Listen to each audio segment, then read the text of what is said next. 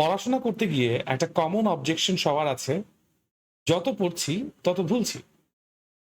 এটা খুব কমন কারণ আমার কাছে আছে। ছোটবেলায় যখন আমরা ছোট গল্প পড়তাম, খুব মজা লাগতো। কিন্তু দেখা যেত বেশ কিছুদিন পর সেই ছোট গল্পের ঘটনাগুলো আর মনে থাকছে না।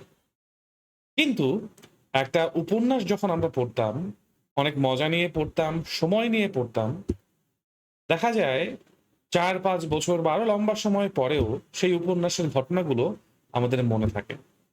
কারণ ছোট গল্পে আসলে এত ডিটেইলস এ যাওয়া হয় না।